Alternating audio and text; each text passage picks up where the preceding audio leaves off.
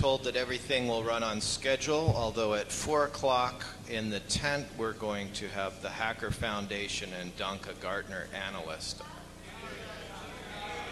in the tent.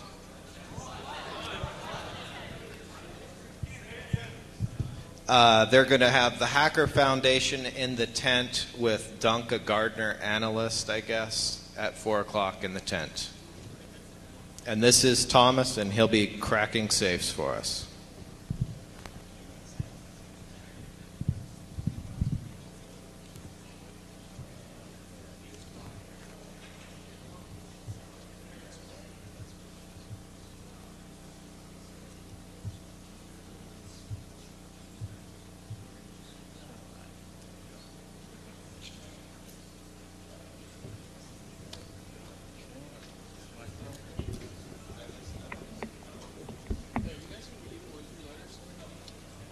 Letters? Oh, yes, but that's okay. No problem. I'll introduce myself. No, I'm sorry. I'm 3 letters. Anyway.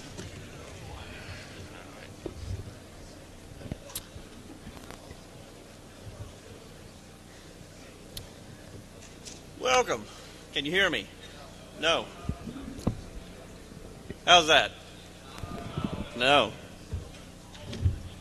How's that? A little bit better? I'm not sure if the other one will reach. Let's see. Do we got an audio guy in here? Is this on? All right. How about that? Better? Okay, just have to get up here. All right. Well, if you guys just missed a really exciting talk about how to equalize wealth in the economy. Hey, you guys just missed a really exciting talk about how to equalize wealth in the economy. Of course, one thing they didn't cover was safe cracking. So, fortunately, we're going to pick up here and get that little bit done.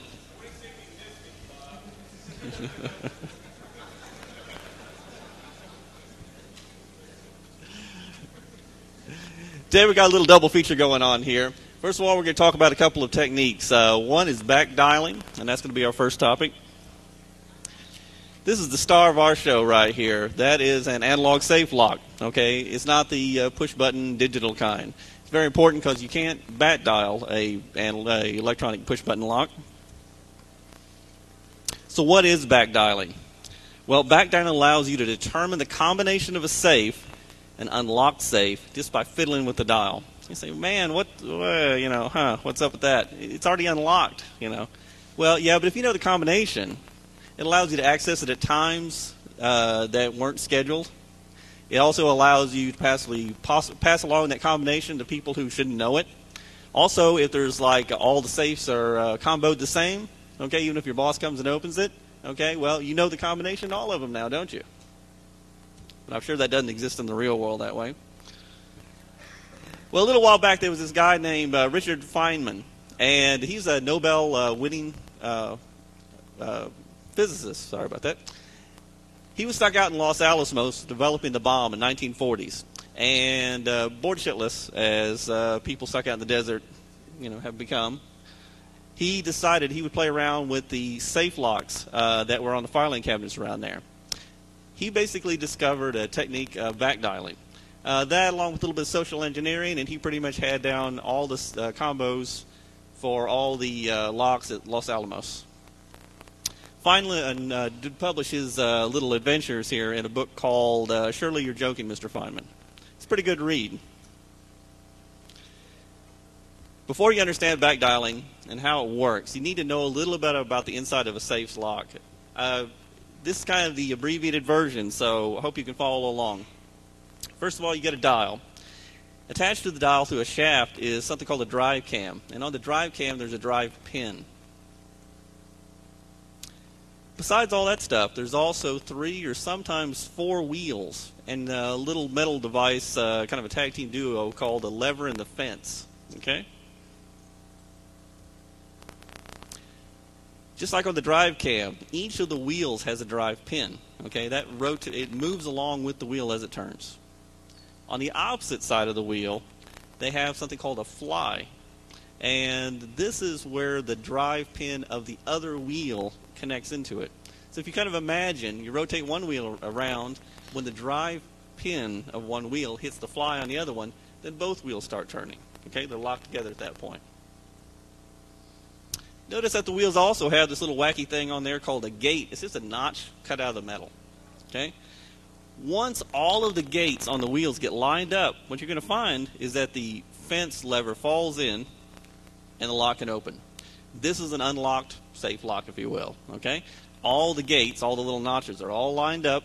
Notice how the fence has fallen into the hole. There's even a gate on the cam, and notice that little tooth on the lever falls into that.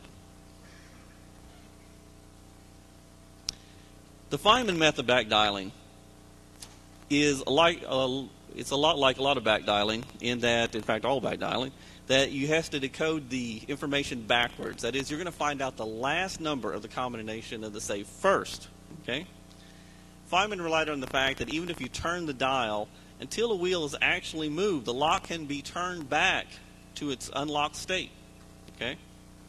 The vast majority of combination locks work in this way. However, some changes have been made since Feynman's time, and it's not as universal as it used to be.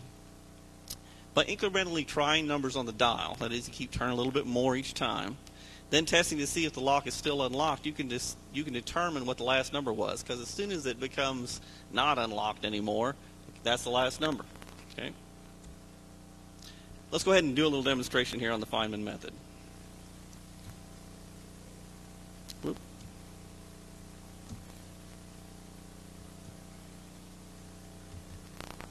Oh, hang on a second. Sorry about that.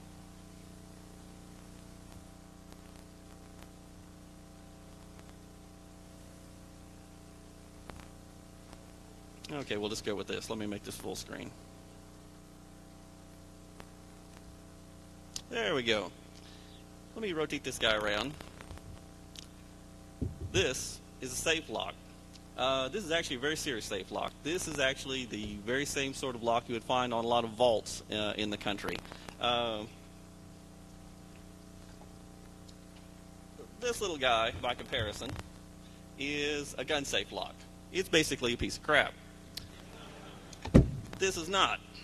You can feel the difference. Yeah, I don't. That's the problem. I'm sorry about that.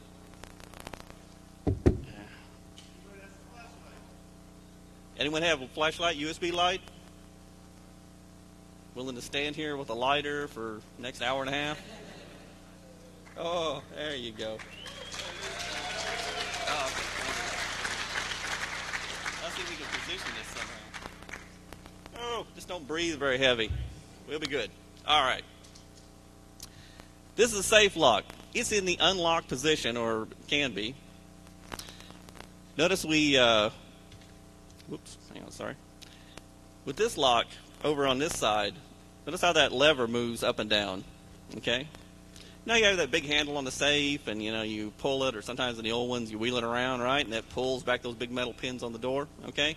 Well, the only thing stopping them from moving is basically this little piece of metal right over there.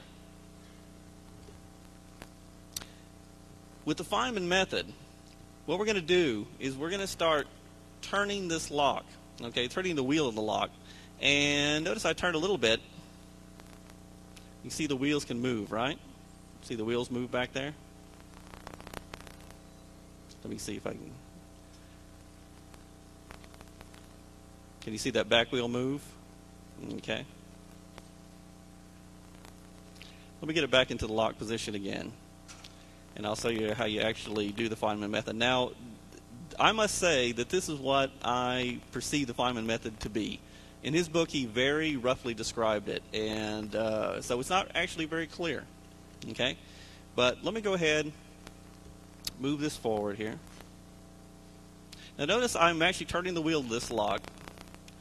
I can actually move. Oops, I don't know if I can get you a good shot of this or not. There we go. That's a little bit better. I'm actually turning this wheel of this lock, but notice that that last wheel pack back there, the last piece of metal, hasn't moved. Okay? Well, gee, that's kind of weird. Well, yeah, it doesn't really move. Oh, see, now it moved. All right? Okay? What we want to do is we want to find the right positions that make that move. Okay? So I'm going to turn it back. Oop, turned it a little bit too far. Notice again, I'm turning the wheel, which turns the cam.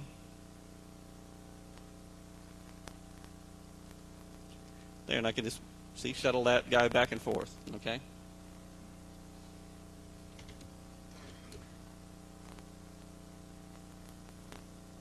Okay. And what I'm going to do is, in the Feynman method, he would start off, and he would slowly turn the dial, which turns that cam back there, and he would keep doing that in incremental steps. Okay? And then he would come back and see if the safe was still unlocked. And so he'd just keep bouncing it back and back and back. What's going to happen is I keep turning here, and I'm going to turn very slowly. Pretty soon you're going to see that that back wheel starts to move. Oh, there it's moving, right? Okay. I can actually tell it moved right on about 40, and that's actually the number on the dial that's the last digits of the safe. So let me swing back. And notice that it locks back. You can actually feel that very easily when it locks. You can actually hear it too, probably. With this safe, it's very obvious. So we lift it up, we go over, we try to drop it back. Oh, it's not going to drop back anymore. Okay? We've turned too far, basically.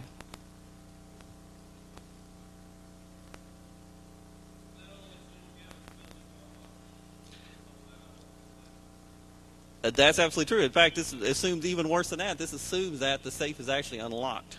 Okay? So this is not a general purpose sort of thing. Okay? So I can lift that guy up. I can turn. Oh, okay, we got movement.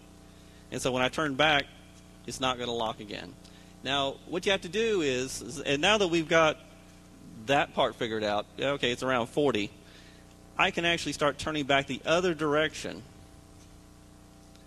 and then test, and then what I'll have to do is I'll just spin back here and actually reopen the safe again to determine the next number. It doesn't take long with a lot of practice. I mean, what you end up doing is you end up bouncing slightly forward, slightly back, and then test the lock, forward a little bit more, back, test the lock. And by doing this, you can find out the first digit very easily, okay? Because all you got to do is turn until when you turn back, it won't lock again. Now, Feynman did this in increments of 5 digits, okay?